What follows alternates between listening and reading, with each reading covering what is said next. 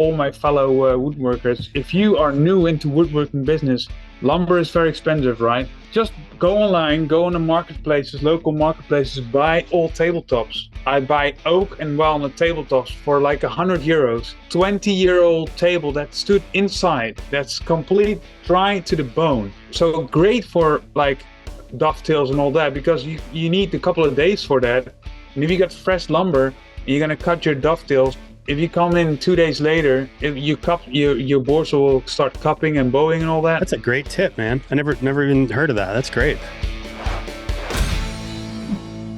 Hey everybody, I'm Jonathan, maker, designer, inventor, and Autodesker. Welcome to Shop Talk, the podcast series where we talk to makers, inventors, and designers from shop to shop. Today, we're in Dirk Monster's shop in the Netherlands. Dirk has a woodworking business where he does beautiful furniture, makes things that are repeatable, that you can actually sell at a reasonable price, and shares his work with everybody. Let's dive in. Dirk Cool. Monster, thanks for coming, man. Yeah, thanks. Welcome. Is Monster your real last name, or is this just a brand thing? No. I wish it was a brand thing, because then I would drive badass trucks. Yeah, you sure would. Is that a common name in is that a common Dutch name? I'm not familiar with. It is actually a not a like a common that you have like Van Heck, which is but it is a family, really big family stand tree. How do you call it? Like a stand. We got a stand tree, so we got everybody in the book who's there. So you can track your family basically. But it's not. It is common as in a certain area, and it is a very large family. Obviously, I don't know them all of them. Yeah, just not even 1% probably. But yeah, it's interesting to me because it's spelled exactly the same as monster in English. And I don't know, I'm curious about the etymology of the word monster in English. I don't know. I'll look that up when we're done. I won't bore our audience with that. Well, the thing is, every people are always thinking that I'm joking. Like, Dirk is so typical Dutch, flat Dutch. You can't, like, English Dirk it sounds weird. I worked in Australia, and it's like, I Dirk Monster.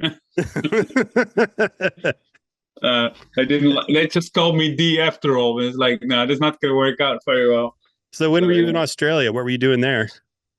I moved over in 2016. I joined the Marines 8 years. So I served in Iraq and Afghanistan, all that. And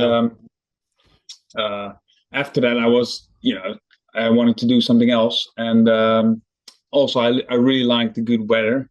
Yeah. So I went down to Brisbane, looked up for a job, and there I worked as a carpenter, which was really cool. Yeah. So were you doing like framing carpentry? Were you starting to get into fine carpentry? Yes. So framing, and they do a lot of metal construction. So like metal stud walls, a lot of timber frames, which is awesome because we are always building with bricks. And I really learned that how easy it is to work with timber and just like getting it plumb and flush after when it's all still like rough, because when you buy timber framing, it's all like bows and cracks and all that, but they just they chuck it all in, and then afterwards they get a hand planer and a really big plumb, a really big level, and then just hold it against the wall, and it's like, oh, there's some here, let's just plane it off, and in the end it's all perfect for the drywall and for the plasterboards. So that was really cool. I also had like construction side jobs. I was a demolition expert, so I trained a lot with the U.S. Marines and the UK Marines and all that. And we had winning hearts and minds in Afghanistan. So we were building baseball fields and hockey team playing like the dugouts where you can sit in, all that. That was pretty fun actually, because we were doing construction work with a body armor and your gun and everything on there. And then wow. It was just really fun because you have a hammer in your hand, and when it hits the fan, you just drop it and you just got to go to C8. Like that is crazy. You're the first person I've ever met that ever did construction with body armor and a sidearm. Yeah. That's impressive. It's really interesting to see your work because So the stuff I've seen, I immediately saw the value here. I watched so many videos like yours, but number one, you have a business, right? So you're a professional. You're really doing this work. You're really making bespoke furniture. That side of it is okay. Like now I have respect for this person. Whatever this person has to say is something that's probably going to be valuable to me. Then you've got these tool reviews and sort of process videos and stuff like that, where you explain why you go with this tool over this one, how this fits into your process and so on, and that are more descriptive. And then there's these other videos where it's just there's no dialogue at all, and you just have the audio of what you're doing, and you just see step by step how to do whatever the thing is. Those are my favorite. I love that because I think I know enough about what's going on that I don't need you to explain it. I can see like, oh, I get it. I understand why he did it that way, or like, that stuff comes into it. But I'm just curious, like, what's your how did you get into fine woodworking? When did that happen? Where you started making, this beautiful bespoke furniture for, I'm assuming, private clients? So I made furniture, as I mentioned, like since I was 20. I'm 35, by the way. Yeah. So I'm turning 36 in this month. So I'm gonna be old, man. No, brother. No. So I started making furniture during the Marines. So you have so much time when you had sometimes like 1 month, 2 months where you don't when you are sitting with two employments or two deployments and you have to wait. So I started making furniture, which was super crappy, but I learned a lot anyway. Watched a lot of videos on YouTube, like the old YouTubers that are out there. So I know them all. I think I know them all.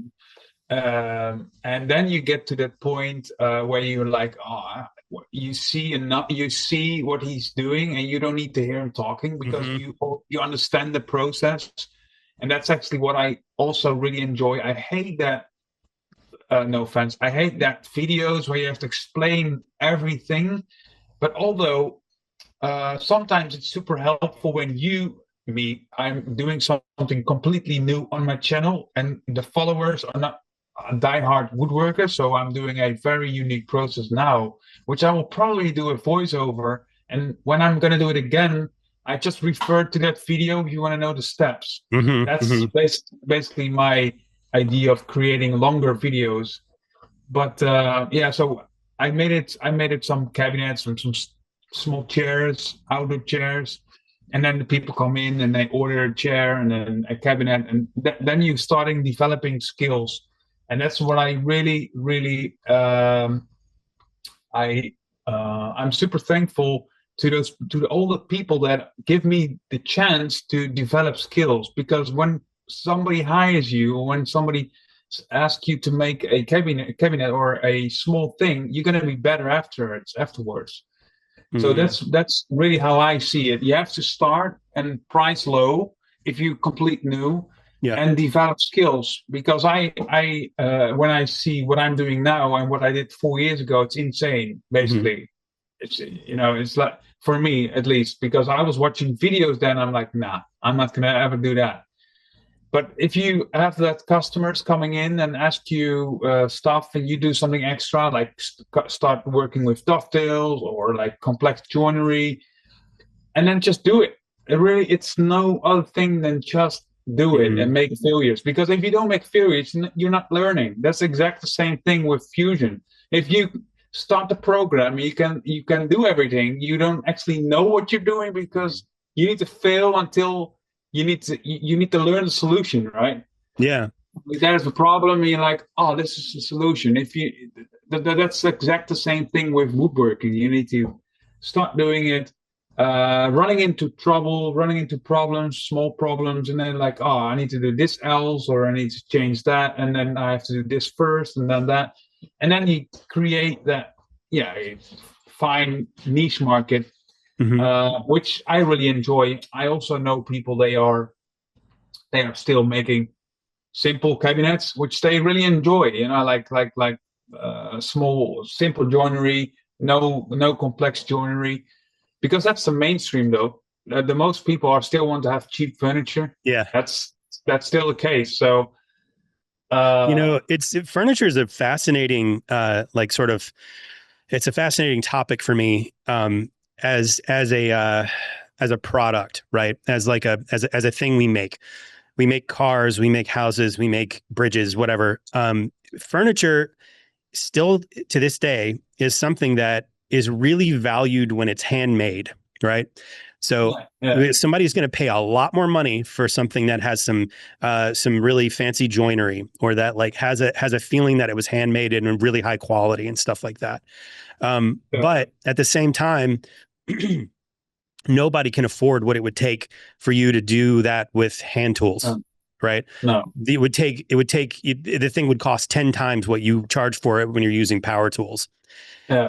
I want to know, where do you draw that line? So you use Fusion, you use it for CNC, I'm guessing, right? Like CNC router, that kind of thing.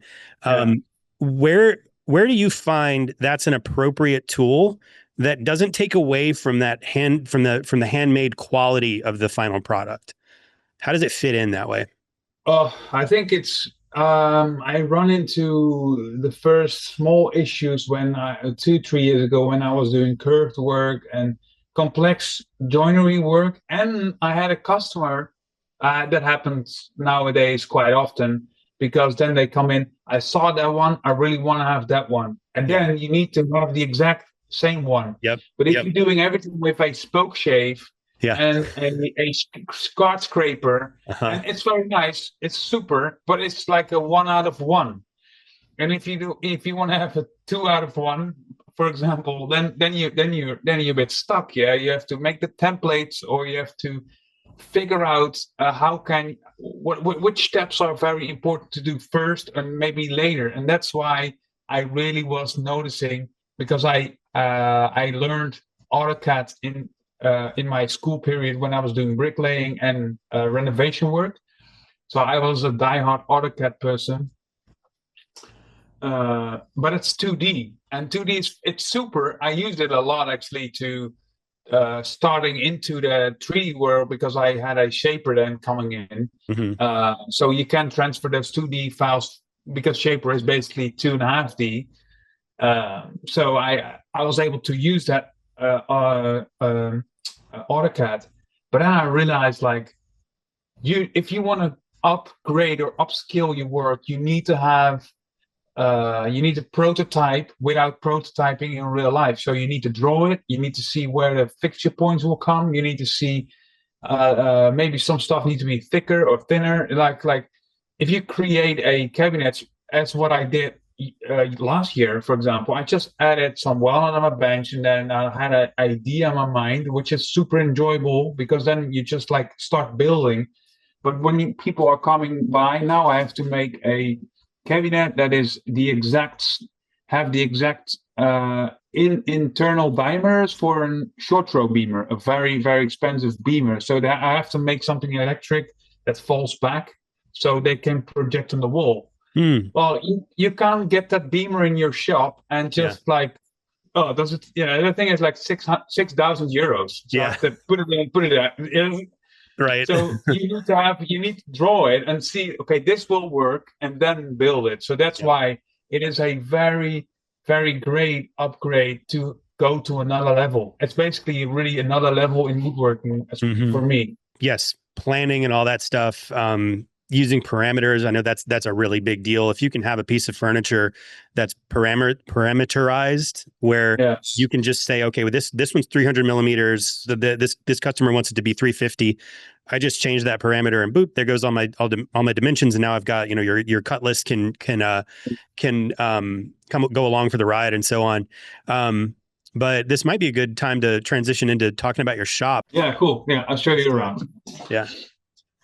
So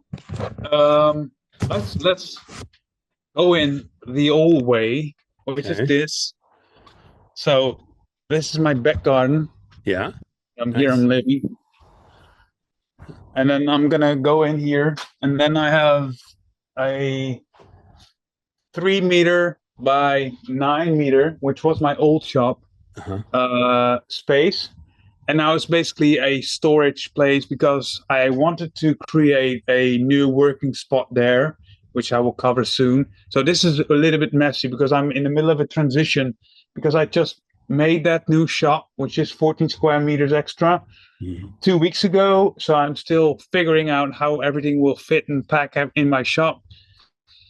So now I have like my really, really favorite machine, because I actually wanted to mention bandsaw in your question about the apocalypse as well, because that thing is super important for making furniture. Yeah. I think this combination here, so a drum sander and a bandsaw, will improve your work a lot. Seriously, a lot. But anyway, here's where I actually made all my YouTube videos and all that with that sticker wall.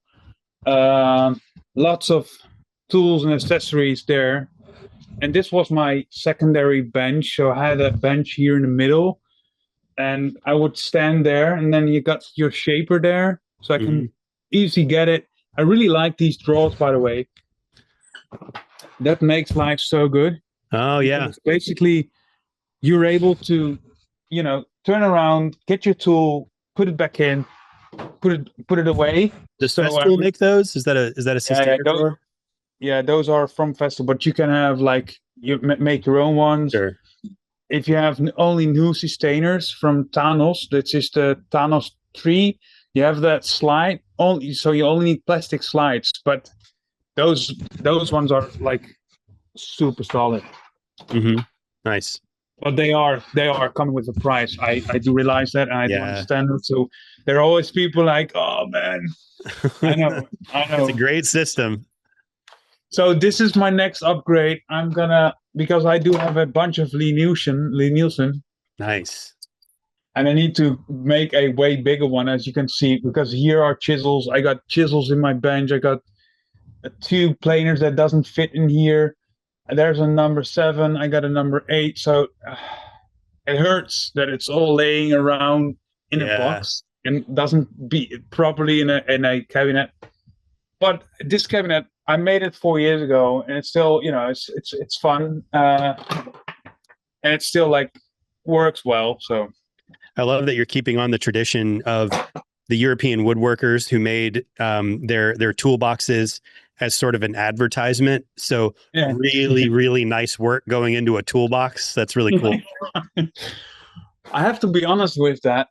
It cost me really a lot of motivation, because I'm actually I'm a guy that put a lot of pressure in something that is rewarding, and not a cabinet that hangs in a shop in the shade. Yeah. So now I'm doing it because I'm going to make something like that, and it will be behind me. And I want to have I designed it in Fusion, actually. I'm going to give away the plans. Cool. So if anybody wants to have a freaking awesome tool chest, I designed a really cool one with a double folding door. So you have one door and another door. So you have your chisels, all your measuring tools and all that. Cool. Yeah. So, nice, man. Mortiser, which is also very cool. I'm not using it very often. And I just lately removed my table saw, and I'm now working with this badass one. Yeah. Another Festool. The only thing that I don't like is you can only cut in width. So in width from the blade, what is it? 260 millimeters. Yeah. That's nothing, So limited. Panels and all that. Yeah. But I'm gonna show you something there. What I'm actually using a lot for panel cutting. Okay. So lumber storage, all that. That's also a great tip, by the way, and that's what I share as well with all my fellow woodworkers. If you are new into woodworking business, lumber is very expensive, right? So just go online, go on the marketplaces, local marketplaces, buy all tabletops. That's what I do. That's what I still do. I buy oak and walnut tabletops for €100. But it's like a 20-year-old table that stood inside. That's complete dry to the bone. Yeah. So great for dovetails and all that, because you need a couple of days for that. And if you got fresh lumber and you're going to cut your dovetails, if you come in 2 days later, if you cup your boards will start cupping and bowing and all that. That's a great tip, man. I never even heard of that. That's great. And also my latest new tool, that's just the vacuum press system for making round stuff. Cool. And so here I've done the same with all the drawers behind the bench. And the last thing is the MFT Ultra table, which I'm finally putting back in my shop. I wasn't able to because my shop wasn't big enough. Yeah. And this is basically, if you don't, in my case, I don't have a really large shop. This is basically a very accurate cutting system with a track. So cutting panels parallel and square, this is very, very unique. Nice. So you have that hinge system, here's a track that goes like so. And it's cool. Easy to be able to cut accurately the same measurements. Yeah. There are a ton of other tools, but that's gonna cost way too much time to explain. Okay. Have you thought about getting a laser? I do have one. Okay. We create laser, which is actually a 40-watt laser. 40, yeah. But I don't know. I have to figure out how I can get my DXF to the laser, because I didn't dive in that world yet. So I used it for a couple of times. What I want to know is how I can use Fusion, the DXF, as a cutting system or a cutting thing. Because it cuts actually very well, but I have to figure that out. I'm not. Yeah. I can help you with that. Does it have its own? Do you use Lightburn to control it? How are you controlling it? No, it has its own program. Yeah. So it's like we have those. You probably heard of Xtool, the green ones. Yeah. And this is like the We Create, which is a 40 watts, very strong cutting laser. I'm actually very pleased with how easy it is, but I have to see where I can place it in my process, because now it feels like it's more like because I don't engrave like every metal thing that I have. Yeah. I can't be bothered. I just it needs to be productive. That's why a CNC is way more interesting for me, because I wanted to work more with curves as well. That's why I want to have a CNC that follows like a pattern. Yeah, that's where it really shines, I think, is when you can design a very intentional 3D like relief sculpture surface in something. Yeah. It's just such a hard thing to do by hand to get that right. And one thing I found with repeatable the same, it's not possible. Right.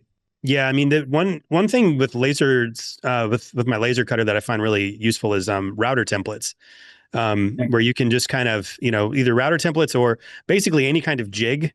I don't know if you can do 6 millimeter plywood on your 40 watt. It goes up to 9. Oh, wow. Yeah. That's really good. Yeah. I mean, you can make a solid, jig with that. Right. Yeah. It's amazing. All these, I don't know, there's so many tools out there now to like make this process easier. And I know there's a lot of old guys that are angry about it, but like, I mean, come on, there were old guys that were angry about the circular saw when that came out too. 100%, Yeah. But still, I think it's a bit like you can drive a Ford Mustang out of 69. Yeah, that's right.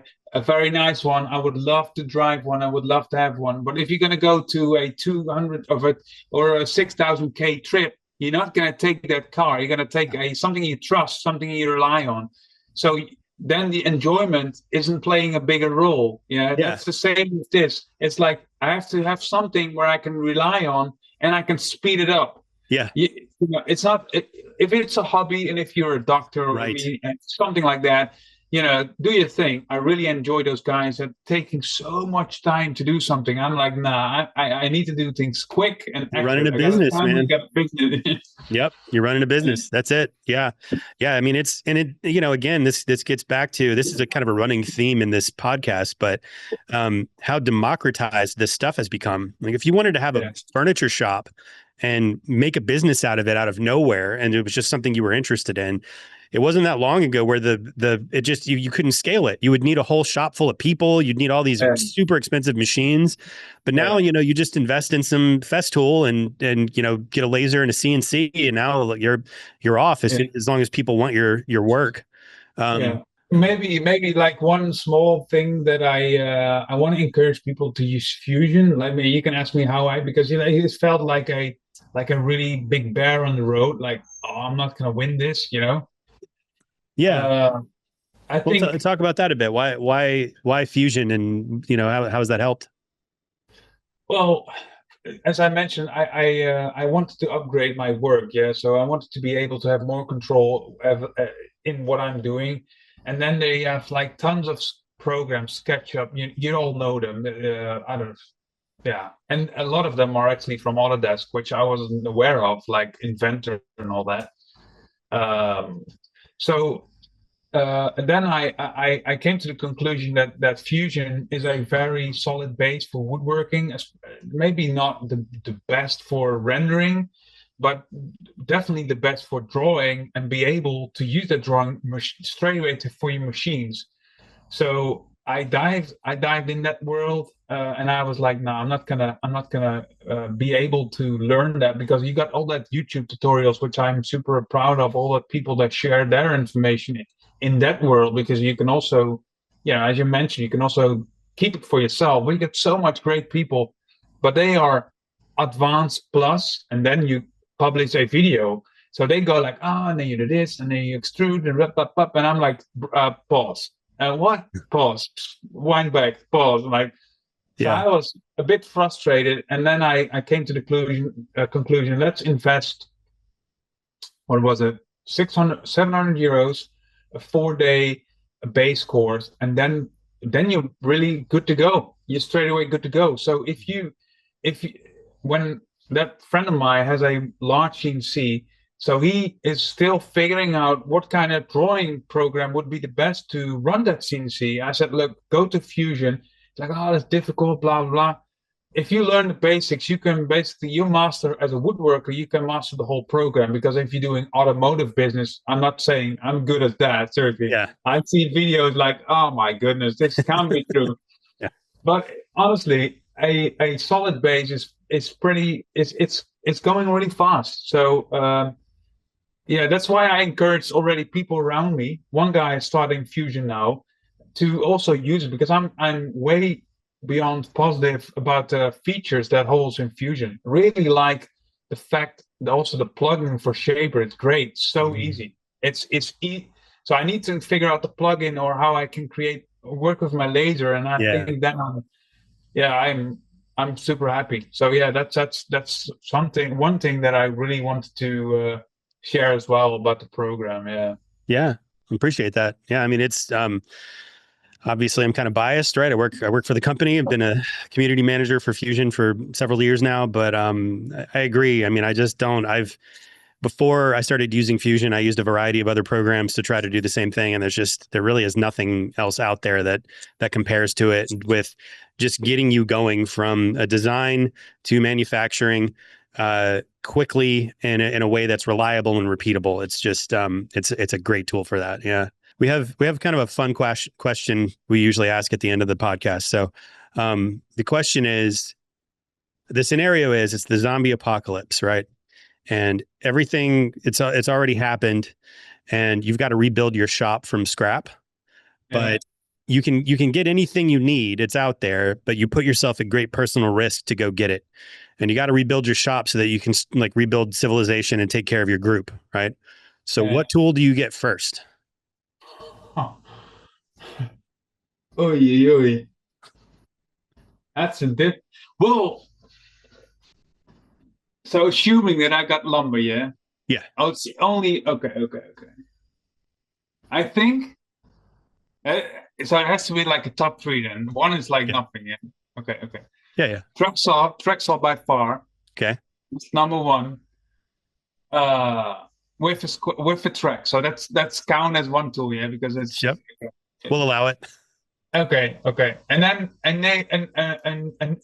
nail gun. Okay. Upper nail gun. Yeah. And I would say, oh, that's difficult, man. That's too many. I don't know. Saw it. I mean, a track saw and a nail gun. You can do a Okay, lot with that. okay. A nail gun and an OA4, in my case, OA 1400 router. Okay. So I'm able to cut, I'm able to make frames, I'm able to put it together, and basically, Okay. That's solid. Yeah. But then I will probably be crying for the rest of my life, missing my other tools. No, you just keep going back out with more, handmade weapons and body armor like, and yeah. There you go. Good answer. All right, Dirk. Well, we're coming up on time here, man. But thanks for talking to us. Really interesting conversation. Where can we find you? Tell us about your channels. Instagram, so it's dcreation007. Sounds pretty like awkward, 007, but it was the only name that came to, because Dirk, my main name, creates, because I trying to create, so dcreation. And on YouTube it's dcreation woodworking. And then, or Dirk Monster in Google, then I will be probably, I think, somewhere above or in the picture menu. Okay. And the TikTok, I did that, but I just want to keep it on Instagram and YouTube. I think that's fine for me. Okay. Sounds good, man. Thanks again. We'll talk to you soon. Yeah, thanks. Hey, everyone. Don't forget to like, comment, and subscribe to our YouTube channel to stay up to date with all things Shop Talk.